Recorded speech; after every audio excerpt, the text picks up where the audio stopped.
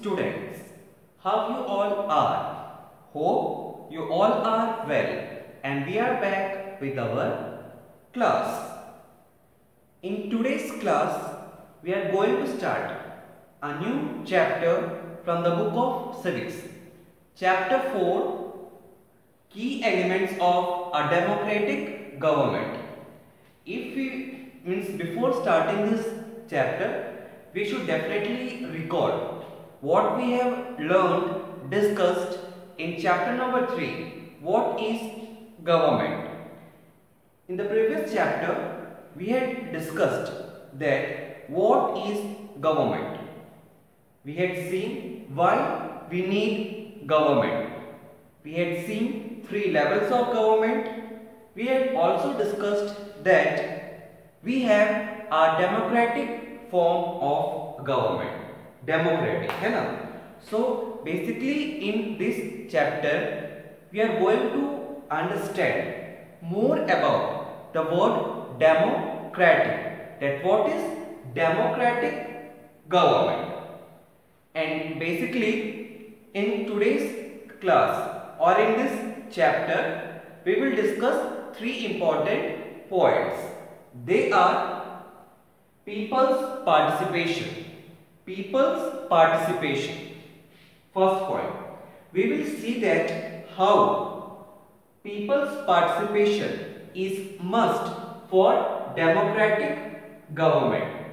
Then we will see the resolution of conflict.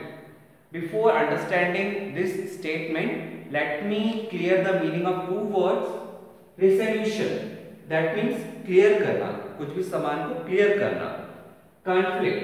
Conflict means try to understand that. Suppose Soumya believes that girls can cook well. At the same time, Tanmay, according to him, boys can cook more tastier. So here you can see that Tanmay and Soumya, they have a conflict. That means their thinking is not matching.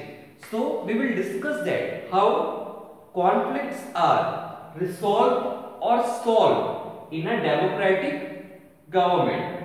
Then third, we will see that the equality, as you remember that in the first and in the second chapter we had discussed about equality. We had discussed discrimination and so many things. So I hope you understand that what is equality. Equality means everyone must be treated equal. For example, in our school, when we select class captain, we are doing it on the basis of equality. That means whether one is boy or whether one is girl, that doesn't matter. Any of them can be a class captain. It is a symbol of equality. Then we will see about justice. Justice means what is fair, what is correct to one person. So basically, after learning this chapter, 3 things will be clear to you. First, second and third. So now we will start our chapter. In your book, this chapter is started with story of a girl, Maya. If you all just look at the first page, you can see that a map is given. Okay students, and you can clearly see South Africa. So Maya is an Indian girl settled in South Africa. So we will just see her story, and when we will discuss her story, you will come to know about a new term, that is apartheid. Apartheid. Have you ever listened this word apartheid? Okay students, I will just read the Maya's story and we will see that what is apartheid, and definitely after learning this story you will come to understand that why this story is important in connection with democratic government. So students, take your civics book and we will start reading the chapter. South Africa is a country that has people of several races. There are black people, who belonged to South Africa, white who came to settle, and Indians who work as laborer and trader. So in the first paragraph, we are just knowing about peoples in South Africa. So in South Africa, we have people of different races. Races means color of the skin. So in Africa, basically the Africans, they are in black race. Then we have white people. जैसे India में Britishers आए थे, in the same way the white people also came in the South Africa. Then in South Africa there are number of Indians who work as a laborer or trader. So Africa is a place where we have people with different races. And Maya is one Indian girl who got settled in South Africa. Maya Naidoo, an 11-year-old South African girl living in the town of Johannesburg, was helping her mother clear up her old boxes. She found a scrapbook full of pictures and newspaper articles. There are many pictures of young schoolboy of around 15 years of age. When she asked her mother who the boy was, she was told that he was called Hector Peterson. Hector Peterson. Hector Peterson is going to be hero of this story. He had been shot by the police. Maya was shocked. Why, she asked. So what happened? One day, the story is not many years back, just few years back. Okay. So Maya, she was helping her mother to clear the old boxes. उस time उसके हाथ में एक newspaper cutting लगता है, in which she see that 15-year boys they were protesting. Protest करना मतलब किसी भी चीज का विरोध करना. Nowadays even you can see that when some government law passes, people used to protest. वो विरोध करते हैं, है ना?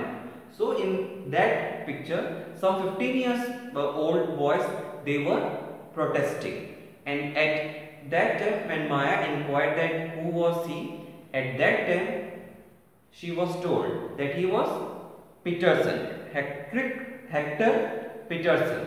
Then her mother added that he was shot by the policeman because he was protesting. Means हमने देखा कि we have to learn the resolution of conflict. Means कोई भी अगर मतभेद होता है, कोई भी protest होता है, उसका proper resolution होता है. But here you just see 15-year-old boys, they were protesting, but what was done to them? They were shot by the police. So do you think it is fair?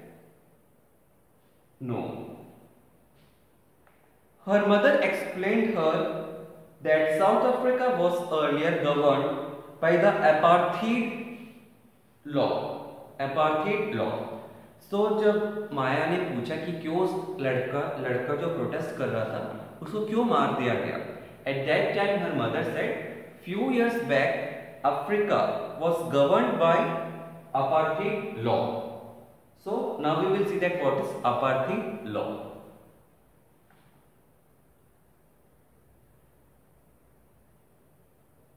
Her mother explained that South Africa was earlier governed by apartheid laws. Apartheid means separation on the basis of races. Okay, as we had seen that in South Africa we have white people, we have black people who were originally South African, we have Indians. So basically at least there are three races, and in Africa there were different rules for the each races. Means the black people they have some different rules, and the white people who have settled they have some other rule. So you can see that here the resolution of conflict, this was not there. Equality, even this is not there in the apartheid law. One more time I am saying, apartheid law means discriminating people on the basis of races or color of skin. South African people were divided in white, black, Indian and colored races. According to the law, these races were not allowed to mingle with each other, to live near each other or even to use common facilities. So as हमने first chapter में, second chapter में देखा था discrimination that happened in India between high caste and low caste people. In the same way, South Africa also faced discrimination, and this discrimination was based on the color of the skin, white, black, Indians and other colored races. For white people the laws were different and for other people the laws were different. They both were not allowed to mingle. Mingle means वो एक साथ उठना बैठना भी नहीं कर सकते थे. जो भी कॉमन फैसिलिटीज थे, common facilities means bus stop, hospital, schools, everything was different for white and black. So this was apartheid law. Maya could not believe her ears. Maya's mother sounded angry when she spoke about the life under apartheid. She told Maya that in those days hospitals were separate and so were ambulances. And ambulance meant for white people would always be well equipped. Equipped मतलब जो white people के लिए जो ambulance था उसमें सारी facilities थे. Oxygen cylinder, mask and what all things were required. But the ambulance for black people, it was not well equipped. In the same way, the hospitals were different. The hospitals for the white, it was privileged one. It was first class. And the hospital for the black one, it was just a hospital for the name. I'm just skipping and coming to the next paragraph. Non-whites were not allowed to vote. The best land in the country was reserved for the white people and non-white had to live to the worst available land. Thus blacks and colored people were not considered equal. Means one discrimination we had seen, that ambulance was different for white, different for black. Hospitals were different for black and white. Then the white peoples were allowed to vote and the black people, they were not allowed to vote. So that is people's participation. People's participation was not there in apartheid people. क्योंकि अगर people's participation होता तो शायद सब vote करते, but only white people were allowed to vote. So वो भी वहाँ पे नहीं था. Apart from that, country का जो भी अच्छा land था, जहाँ पे बहुत अच्छे से खेती हो सकती है, that was given to the white people. And the land which was worst, of no use, that was given to black people. One black township was the southwestern township. Hector Peterson lived here, and he and his classmates joined the protest against learning African language in school. This was language that was used by the white people. Hector and other school students were being forced to learn this language, but they wanted to learn their language, Zulu. The South African police beat up the protesters mercilessly and shot the crowd. One of their bullets killed Hector. This was on 16 June 1976. So, we had seen that she had seen the photo of Peter Henderson and her mother told that he was shot by the police. The reason he was protesting because they wanted to learn their language Zulu, but they were forced to learn African language in their school, which was mostly used by the white people. So what they did, they just shown their conflict, they protested, and what the policemen did, they had tried to crush the crowd by just brutally killing the boy. The African National Congress, a group of people who led the struggle against apartheid, and then most well-known leader Nelson Mandela fought the apartheid system for several years. Finally, they succeeded in 1994. South Africa became a democratic country in which people of all races were considered equal. So, Africa जो country है वो भी इस apartheid policy के under में बहुत साल रहा, बट जब उनके एक अच्छा लीडर मिला, Nelson Mandela, so Nelson Mandela fought, he protested for many years, and after many years, in almost 94, the African country also got freedom and it became democratic country. So जो भी हमने story में discuss किया कि एक country जो democratic country नहीं होता है वहां पे पीपल्स पार्टिसिपेशन नहीं होता है, that means few people can vote and others they can not vote. अगर आपको कुछ पसंद नहीं आ रहा है, आप कुछ भी चीज प्रोटेस्ट करना चाहते हो, you will be killed, you will be suppressed. Moreover, there is no equality and justice. So I hope you have got some idea about democratic government. Now we will discuss it in more detail.